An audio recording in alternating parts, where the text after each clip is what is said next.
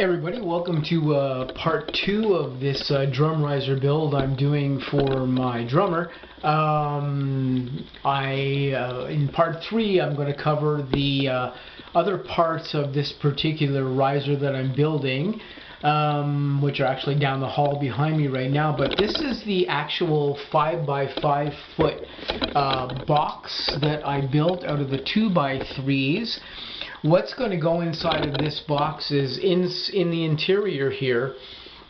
There's going to be two sections that are 2.5 feet, 2.5 feet wide by just 4'9". Sorry, 2.5 feet wide by 4'9" long, and they actually go inside of this particular 5-foot box. And the reason I did this is because to build this riser this way and to get it into my drummer's apartment, we can't actually get it up the stairs. So when I built this box, I built it in a way that it can be dismantled. Everything is just literally screwed together on the top here at the ends. The 4 boards that make up this 5-foot box can be completely unscrewed, and the 2-foot by 4'9" sections that go in the middle of this box to create a more rigid structure, they can also be removed and taken out, and it can be taken up the stairs onto the 3rd floor of my drummer's apartment and assembled up there. Of course, when the MDF and everything goes on top of the riser, that all has to be removed as well in order to be for it to be placed up there.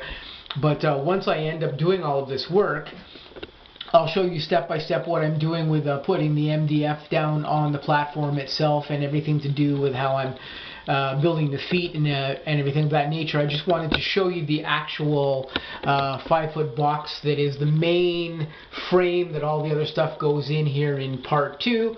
Part 3, after this, you'll get to see the other sections that go in the middle of this. I'll show you that. And then we'll continue on with the videos after that, and I'll explain to you exactly what other stuff is involved in building this riser and why I've chosen to make this riser the way that it is as a sound isolating drum riser, because we're trying to cut down the vibrations into the floor. My drummer's neighbors can still hear his electronic drum kit, even though it's only electronic. It's putting a lot of vibration into the floor, and the next door neighbors can hear that vibration in the floor. So we're going to try to get it, a couple inches, maybe about 10 inches off of the floor, maybe a little higher depending on what happens in the end. And we're going to see whether or not my particular design for this riser is going to be superior to all those tennis ball risers that we see a lot of people building right now.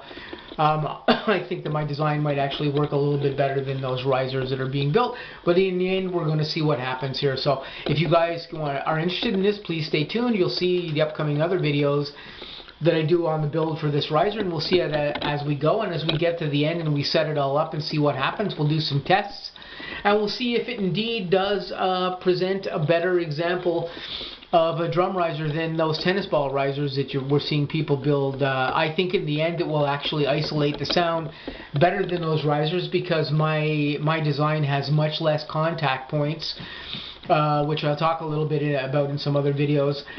But in the end, we'll see what happens here. I'm hoping for the best, and I'm hoping for a good result in the end. I did put a little bit of scientific research behind this thing before I decided to build it.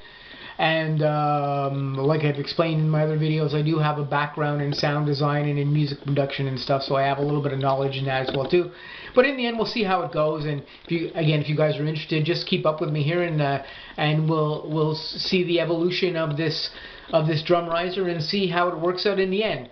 So I hope you guys have a good evening, and I'll catch you maybe in the next video.